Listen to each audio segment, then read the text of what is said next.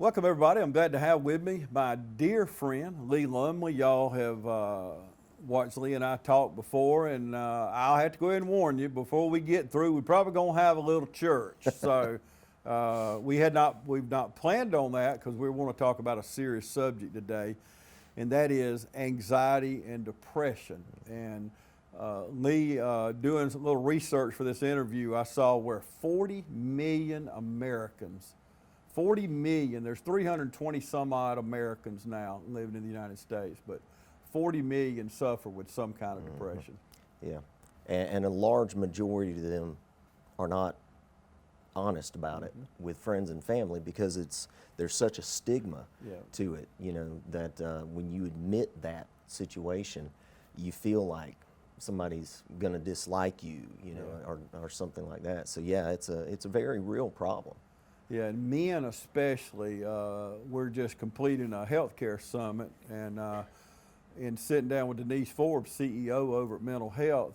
Men especially, and I help with the Suicide Coalition, but men by nature, and you and I know this, we're very proud people. We, you'll hear somebody committed suicide and you'll say, my gosh, I cannot believe that. I didn't see any signs. And the reason is we don't want to, it's a sign of weakness, we think. It's not a sign of weakness, and we want to stress that you'll see on the camera, on the TV as we continue to talk, a phone number there for the Community Service Board of Middle Georgia and Mental Health. They are people who will help. We have people in our community that will help. And you have suffered with depression for quite a while, and you, on the other hand, are very honest and open about it. Why is that? Well, there's several reasons about it. Obviously, one of the things about depression is you kind of lose your ability to think normal. You get this brain fog, and so I'm sure that's part of it. But honestly, the main reason is I'm very purposeful about letting people know about that, and the reason why is because, obviously, being a Christian, I do believe Romans 8:28 that all things work together for good to those who love the Lord. Also, the first chapter of 2 Corinthians, Paul says that we are to comfort others with the same comfort that we ourselves are comforted. And so, I want people to know that even in the midst of depression, even in the midst, I'm bipolar, as you and I have spoken about, and even in the midst of that, we can still have victory and have peace. You mentioned the fact that people look at it as a weakness. To be honest with you, I personally believe that the strongest people are the ones who struggle with depression, because when you stop and think about it, someone who has had depression for 5 years, 10 years, 11 years, they're still here. Yeah. That's pretty strong. Yeah. That's a very good point. And you stay busy. You have a lot going on at the Lawrence County Ministry, at the food pantry, and I'll pull up out there and you'll have the microphone and you preaching, whether they 2 people sitting there or if they 20 or 200. Yeah. You find solace in that, don't you? I do. It's actually, I tell people that being at the ministry center and ministering to other people is honestly the best therapy I've ever had. Because talking about it and seeing people, I cannot tell you how many times I have been at the center, especially back in the day before COVID decided to mess everything up, back when we were able to bring people into the building and sit down one-on-one and talk to them. I can't tell you how many times I've sat in front of someone and mentioned my struggles and see tears roll down their face. Tell them, that I've struggled with suicidal ideation, and see the tears roll down their face and them open up, probably for the first time in their life, to somebody and say, I struggle with that. And so being able to do that is such a help. I've actually had times when I was kind of going through one of my depressed states, and then I go in, spend a day either preaching to them or talking to them, and I come out feeling great. Yeah. And a lot of people I'll talk to, and they'll say, well, I've never been depressed, but there's different forms of anxieties, and you and I have talked. I suffer with, I guess is the right term, OCD. And we share that in common. You know, there's phobias people have. There's OCD, there's menopausal, there's all society. People just can't be around or in rooms with a lot of people. They panic when they go to the grocery store.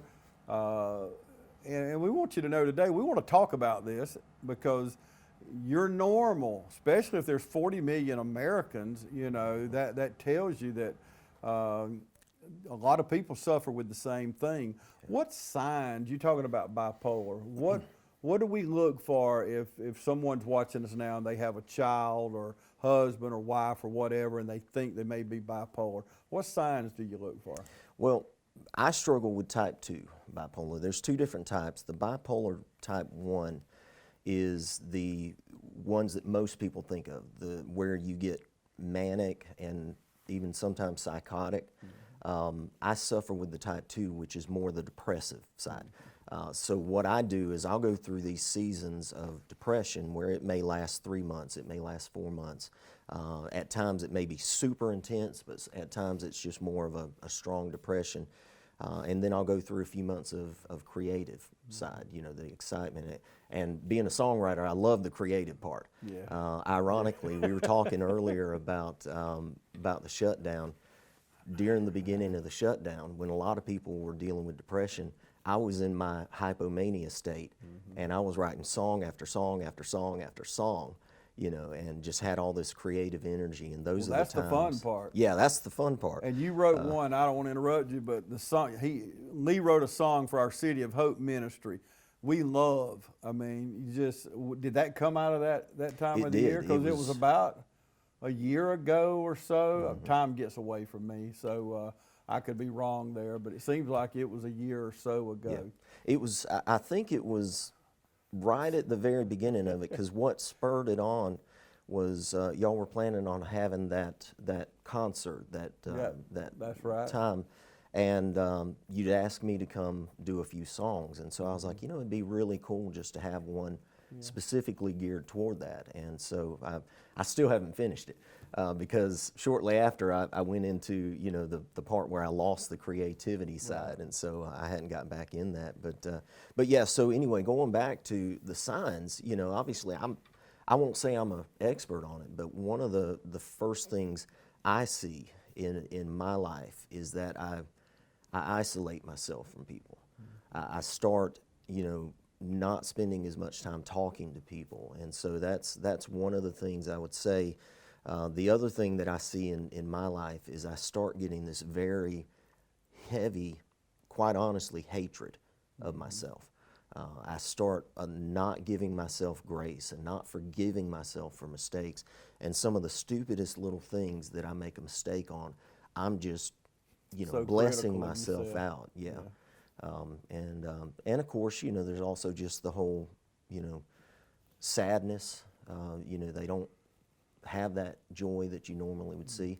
And of course, the problem is also we put on that face, you know, so it's kind of hard for people to really notice that. But being a Christian, you know God's mercies are new every single day. So I know you hang on to that. Yeah. So that's, and if you're watching us and you're not a Christian, a lot of times you don't feel like there is hope. And there is hope through God. And you know that, and I'm sure you cling to that. Is there different times of the year or day that it's worse than others? There generally every winter it kind of kicks in, and that's normal for a lot of people. Okay. You hear a lot about seasonal depression, but for me, it's not just a slight depression. It gets very heavy, very rough. So that's generally the time, and like I say, it's kind of cyclical. I just realized probably about a year and a half ago that I'm bipolar. In fact, that's one of the hardest depressions to be able to diagnose. And the reason why is you generally go to a doctor, you're not going on a regular basis. And so the doctor just think it's regular depression, just, you know, seasonal or whatever. So it takes a long time for you to start realizing there's a cycle to it. But generally, mine are in the winter and somewhere around the summer time. You know, I'll see around the area of May or June, I'll start getting in that area. And sometimes it lasts longer than others. But there are different seasons that it comes. Is it hereditary? From what I have read, it can be hereditary. I don't really know, you know, in my life whether it is. Now, my mom did suffer from postpartum depression, and so that may have something to do with it. Okay. But yeah, I have read that it can be hereditary. Yeah, I was wondering as far as genetics and hereditary, I guess it can or cannot be. We got to take a commercial break, and we'll come back and talk more with Lee in just a second. Stay with us. First Lawrence Bank invites you to experience banking at its best. Whether you have personal or business needs, we're a full-service bank big enough to handle all of your banking needs and small enough to provide you with that personal touch you've grown to expect from a community bank like First Lawrence Bank. Looking forward to your future? That's First Lawrence Bank in Dublin and Dexter, member FDIC. I'm Don Carswell of Dublin Nissan. The new year brings new savings on your favorite Nissans. This Dublin Nissan Versa SR is only $17,942. And remember, Don sells cars well, only at Dublin Nissan. Welcome back, everybody. Continue my conversation with Lee Lumley, and we're talking today the subject of depression, which affects a whole lot of people. Y'all watch our series here, CSB for You and Me. Show comes on every Monday, Wednesday, and Friday at 7:30. You can also watch it on our YouTube channel. But we talk a lot about depression, and we had a program recently at the VA about suicide, and there was a guy there. Roderick was his name. Y'all have seen him here on the TV station. But he was talking about divine intervention. He was sitting at home. He was going to kill himself. He was rubbing the gun, as he described, on his face, and he's getting ready to kill himself, and the phone rang. And it was his cousin. And he said, Roderick, I just felt like I need to call you. You don't realize how important you are in my life. Yeah. You have helped me through so many difficult times. And he just poured his heart out to him, not knowing Roderick has this gun up to his head about to kill himself. And obviously, after the call, he put the gun down, and he saw the worth in his life. Right. And I say that, if you've not watched that program, we all have worth. And if you're still here on earth and you woke up this morning, first thing you should have done, I know I do, is thank God for a new day. If you woke up this morning, God gave you another day, there is a purpose for you being here. It may be to be a good dad or to be a good husband or uncle or wife or grandparent or whatever, but God does have a plan for you today until He gets ready to call you home. That's the way it works. So we want you to know that. We're talking about being hereditary and genetics, and you mentioned something off camera about the frontal lobe. Explain that to the viewers. Yeah, I've read they really, from what I've read, they really don't know what causes bipolar.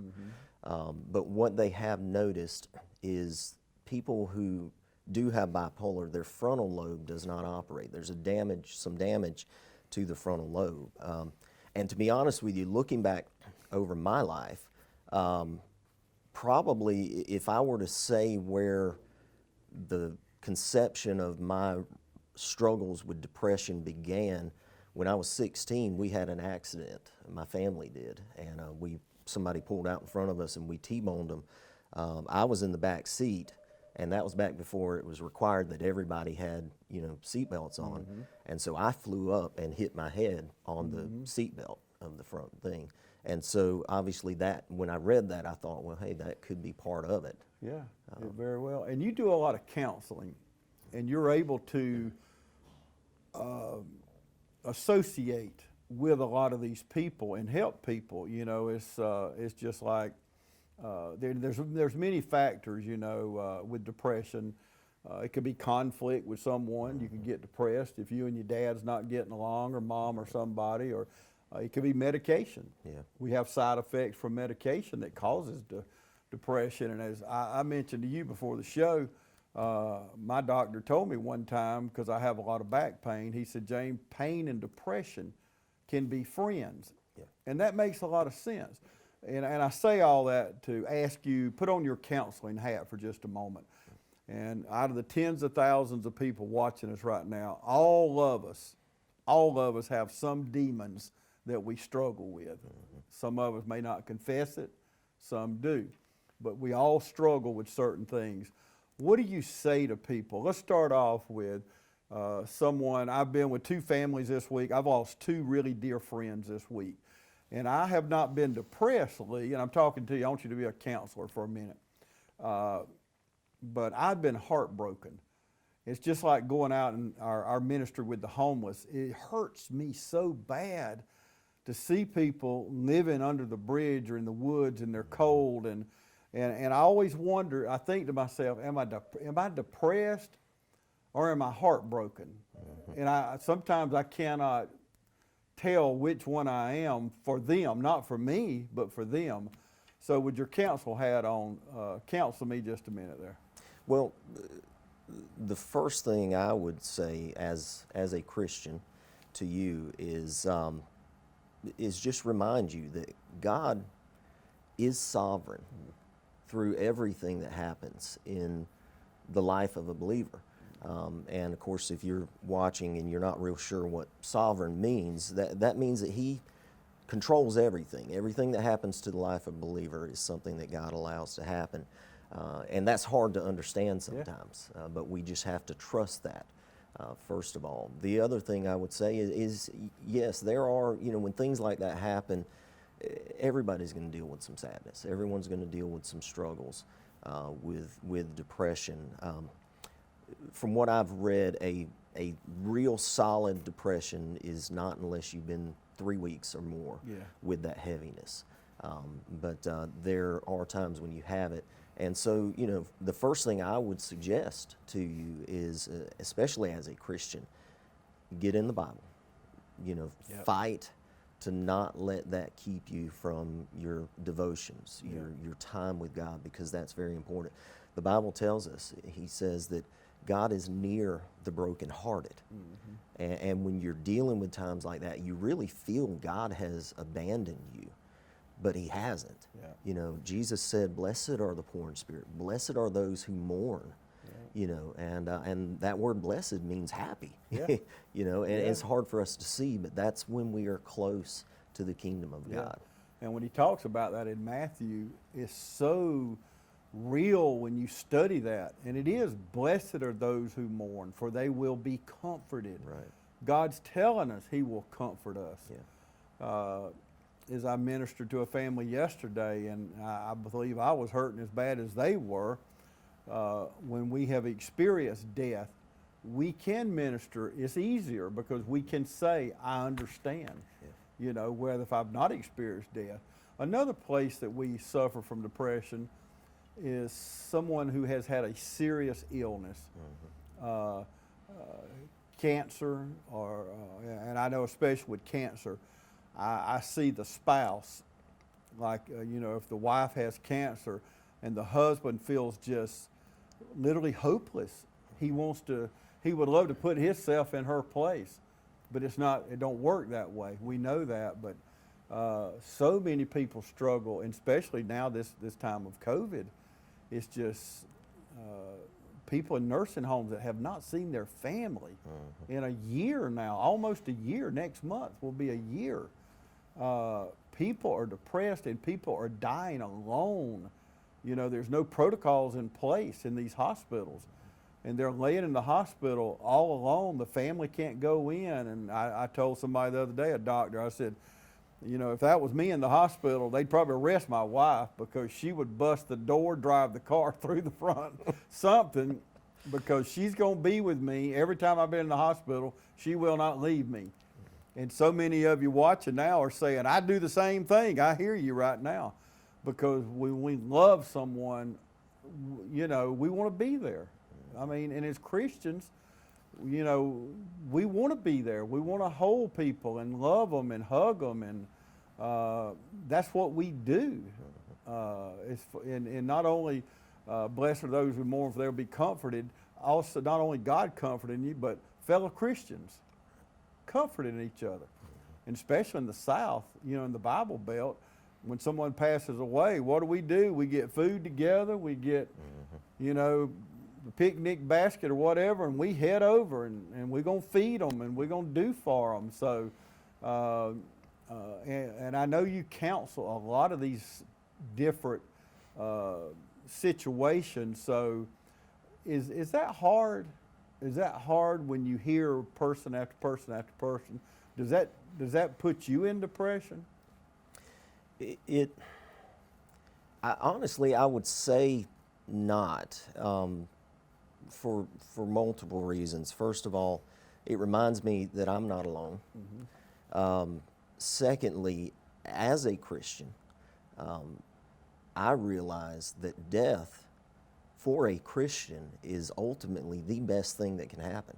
The Bible tells us that the death of a believer is actually a beautiful thing. And so it reminds me of that. And of course, I try to remind them of that as well.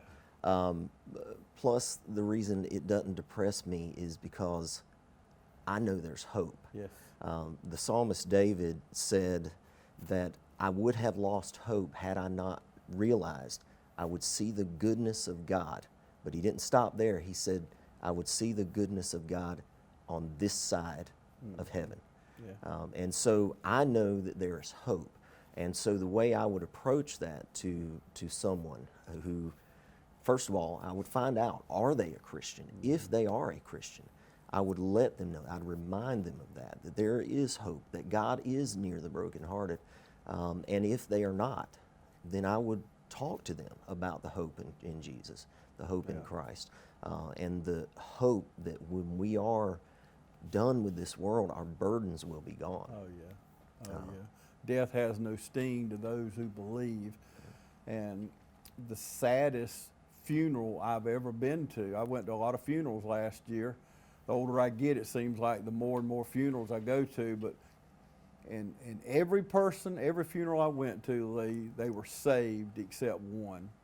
And it was the worst thing you could ever witness. You witnessed it. Yeah. I've witnessed it. When you see a family that has no hope, but yet this week I had a friend die on their birthday, and the husband said, and it was the most beautiful thing, because they're godly people. She's with the Lord right now. But he said, James, she died on her birthday.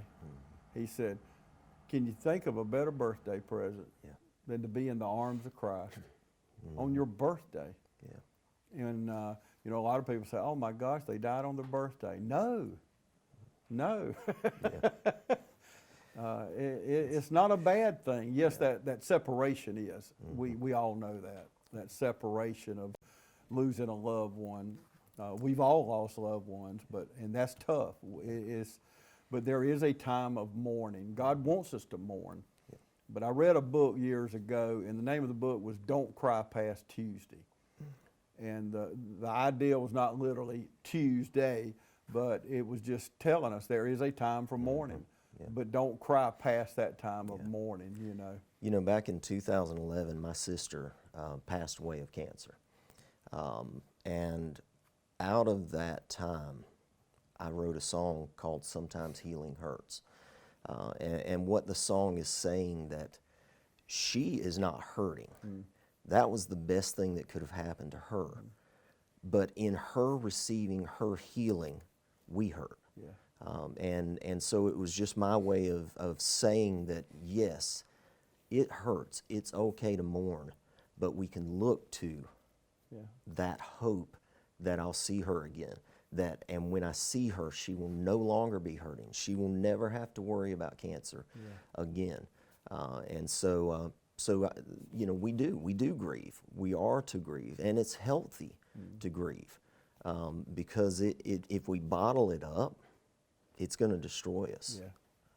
It's it's a hard lesson to learn. There's no doubt, but it is a. Portions of this program are brought to you in part by Fairview Park Hospital, a leader in healthcare for Dublin, Lawrence, and surrounding communities. Providing specialty services through facilities such as our Sleep Center, the Heart Center, and Women's Imaging Center. You want to acquire real-world skills instead of student loan debt? OFTC gives you an opportunity to succeed in a safe and caring learning community with flexible classes on campus and online. In just 2 years, you could be ready for a career in a lucrative field that you love. Whatever lies ahead, education and skills training from OFTC can give you the confidence to succeed. Oconee Fall Line Technical College. Think differently about college. OFTC is an equal opportunity institution. As I was talking with this person yesterday that had lost their wife, and just the look on his face was so comforting to me, because even though he had lost his wife, she suffered a lot, this cancer, and you went through it with your sister. There's a part of you that you're so happy that, because the people don't realize the caregivers, what they go through, taking care, because death is not like you see in the movies. You know, it's really not. People don't, if you've never experienced it, it's not the movie of the week. Death can be ugly. Death can be hard. But, talking to a lot of people with hospice, the family are the ones they have to minister to the most and tell them, go in there and tell her it's okay. Just tell her it's okay. And I don't understand it, Lee. We don't understand it. We just don't understand, but I just have never understood how people could hold on till mama got there, or brother got there, or that person got there that they just wanted to see. And I just can't ever grasp that. And I know some things we're not supposed to understand. But it just amazes me how so many people hold on till that person, fill in the blank, got there. It's just amazing, isn't it? Well, a lot of it could be God's grace. Yeah. Allowing that to happen. And also, I think a lot of, and again, this is very uneducated, but I think a lot of it has to do with the person finally just giving up and accepting it, and getting to that point where they're like, okay, I'm ready to let go. Yeah.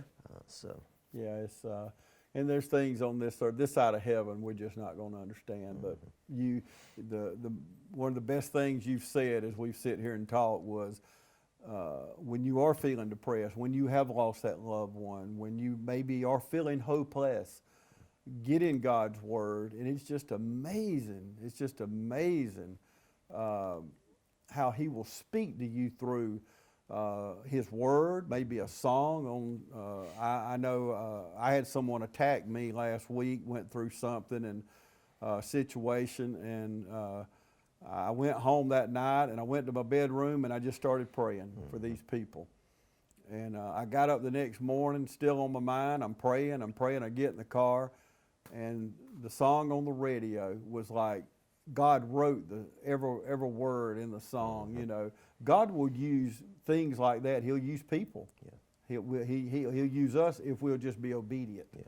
And allow that to take place. But and I will say too, you know, I don't want to oversimplify it, because I will tell you, when you are in a very deep and strong depression, getting in the Bible is the hardest thing. Yeah. You know, and that's one of the frustrations for me when I'm in that hypomanic state, and I've got that energy, I've got that creativity, my mind is open. My Bible time is just amazing, and God just speaks to me, and I write. And but when I hit that depression, you know, recently, you know, I went through a few months of depression, and I went for a month and a half, 2 months without even reading my Bible. And so it's a very real struggle. But I think of David in the book of Psalms. You know, I tell people David is the bipolar prophet, because 1 minute, you know, one of the Psalms, he will be, God is amazing, my life is great, and then the very next minute he's like, kill me, I want to die. But in one of his Psalms, I think it is 46 or 43, I'm not real positive. He says this, he goes through this list of difficulties that he's struggling with, and then 3 times throughout that chapter he says, "Why so downcast, O my soul? Hope in God." And a former pastor of mine wrote a book that he said something that when I read this, it completely changed my look on that verse. And what he was saying was David took control of his soul, and he commanded his soul to hope in God. And I also think of where David says, give the sacrifice of praise. We think of praise and worship as something where our emotions cause it. But that's not it. Worship means to give worth to something. And God deserves our worship, even if we don't feel it, even if we really don't have that thought of, man, God is amazing, God is great. By us giving that sacrifice of praise, I don't feel this, God. I'm having a hard time just believing that you are good even right now, but I'm going to praise you. And I believe God honors that in amazing ways, but it's not easy. No, it's not. And this time of COVID where we've not been in church, churches have been closed, and it's not just going here and preaching.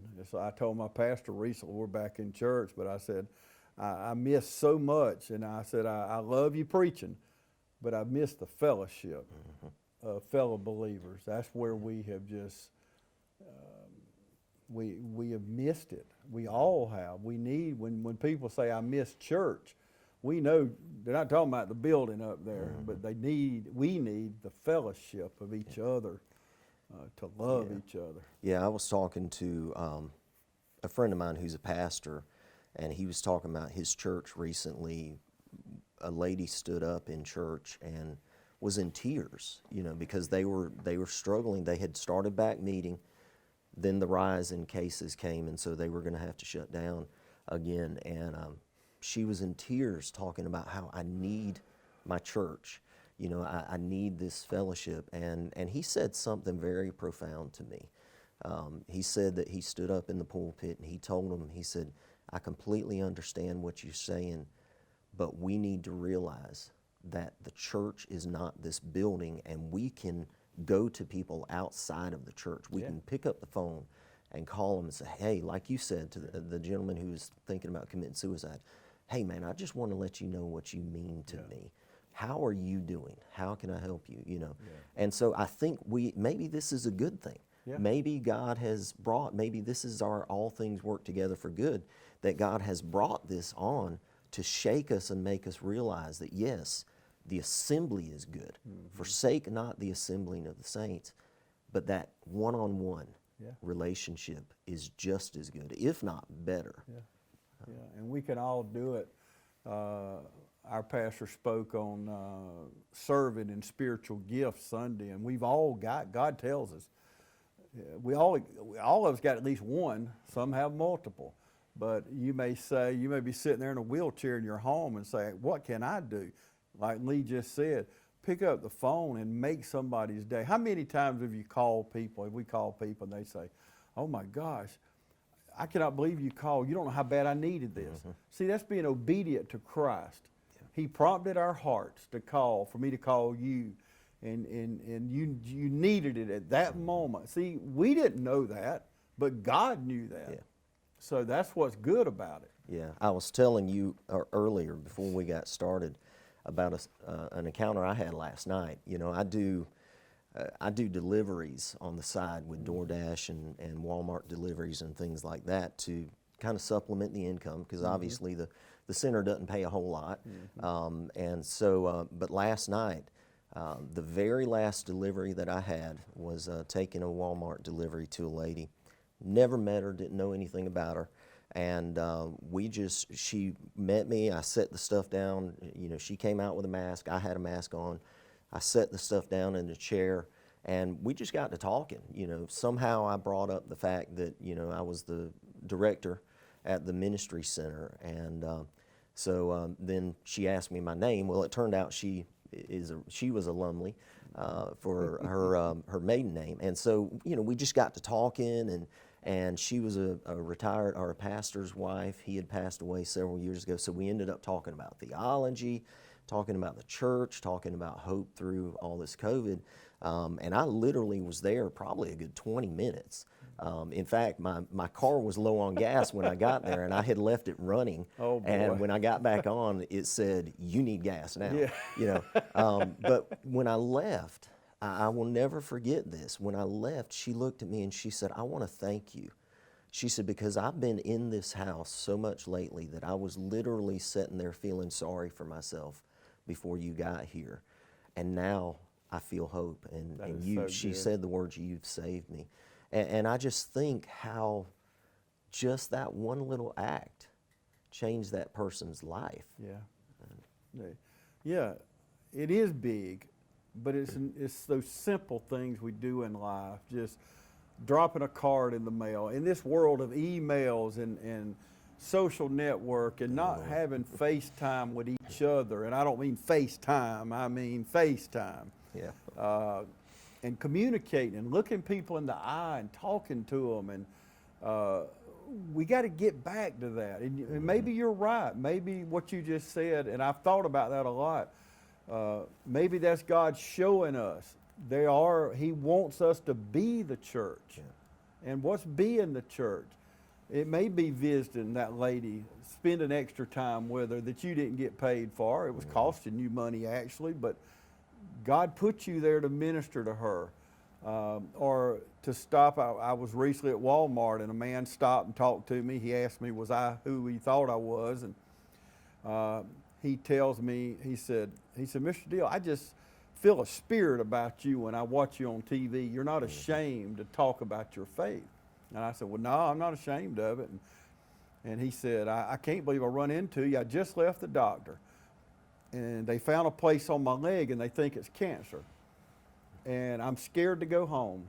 I came by Walmart to walk around and just get my thoughts together, and I rounded the corner, and there you stood. And I said, "Well, that wasn't a coincidence, don't you?" Because I don't believe in coincidences. He said, "What do you mean?" I said, "Well, I wasn't even going to come here right now. I just figured I'd stop and grab this one thing." I said, "God placed us here together for His good and for me to be able to talk to you." And he asked me, he said, "I know you pray a lot." He said, "Next time you pray, will you pray for me?" And I said, "Well, yeah, I will, but let's pray right now." And I think that's so important. Well, it don't matter if we're in the aisle at Walmart or Kroger or standing side the road or wherever we are, sitting here with you. Take time. And the reason I do that, Lee, is because if people ask me to pray for them, if I'll pray then, I won't forget about it. Right. But if I go on with life and you get busy and down the road, out of sight, out of mind, so to speak. But if we will pray then, we'll remember that. Yeah. We'll remember that we prayed. I prayed with Lee or prayed with James or whoever. So we need to do those things, and we need to be the church. Yeah. And you're so right about that. And we've learned a lot this year. We have learned a lot this year. Yeah. And I know with the LBA, the things y'all been through with Bobby and his scare with cancer. And by the way, tell our viewers, give us an update on Bobby. He's doing well. As a matter of fact, in a staff meeting recently, he mentioned that his doctors told him that it is amazing how well he is doing, because the overwhelming majority of people are nowhere near as recovered as he is at this point. So there's no doubt that God's hand is on him. But he's doing a lot better.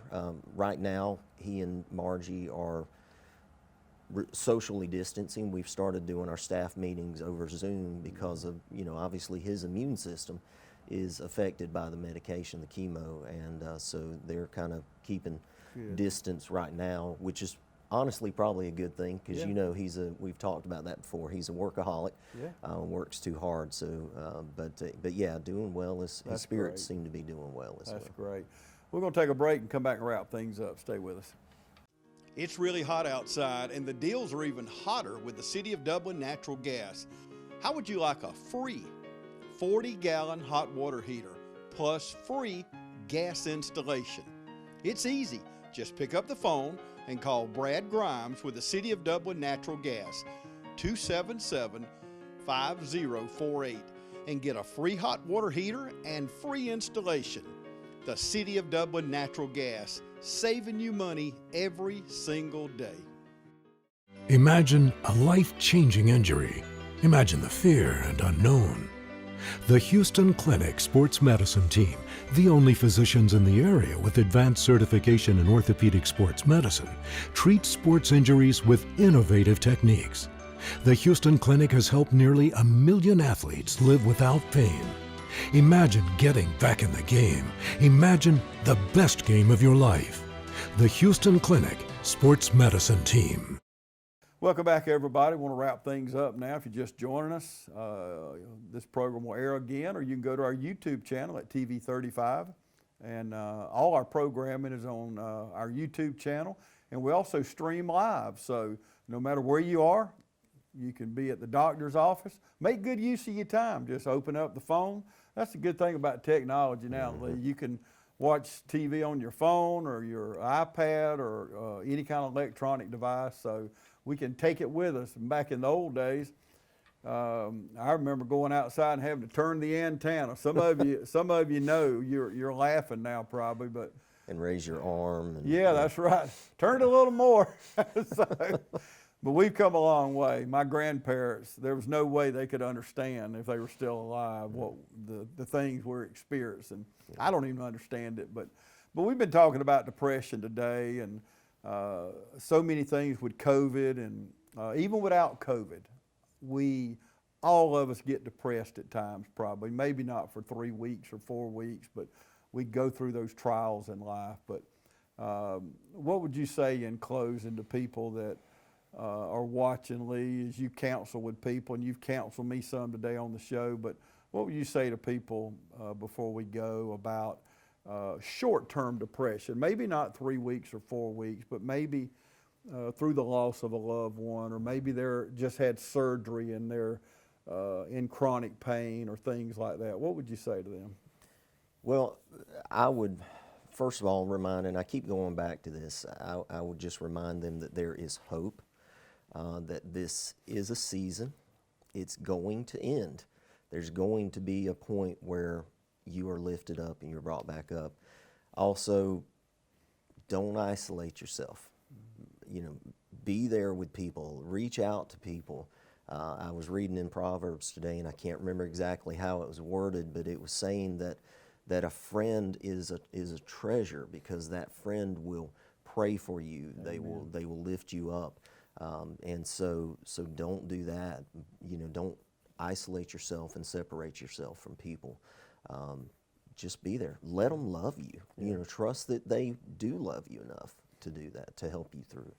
And that's something, and Christians, we're guilty of that a lot. And I used to be bad about it. My dad said something to me one day, because I always love to help people. I want to be the one helping. Mm-hmm. I don't want people doing for me. I just, you know, and I had to give in to that. Daddy told me one day, he said, son, you know how much you love. You've always loved to give and do, and you ain't never going to have nothing because you give everything away. Mm-hmm.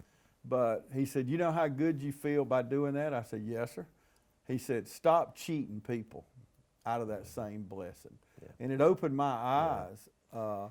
And I still struggle from time to time, but I will give in because they want to be blessed too. Mm-hmm. So let's don't cheat each other out of these blessings, you know, when somebody wants to do something for you. Graciously accept it. Mm-hmm. And because they want, and it may be the smallest thing to you, and it may be big to them, or vice versa. But we gotta keep that in mind as Christians, especially, because we know it's better to give than receive, and we're taught that from a young age. But also, let you receive, be gracious about it, you know. And you're right, Lee. Sometimes it's the little things, y'all. Make a call today. Do it. You saw this show today, and you're thinking of somebody right now. Pick up the phone and call them, and just tell them that you love them.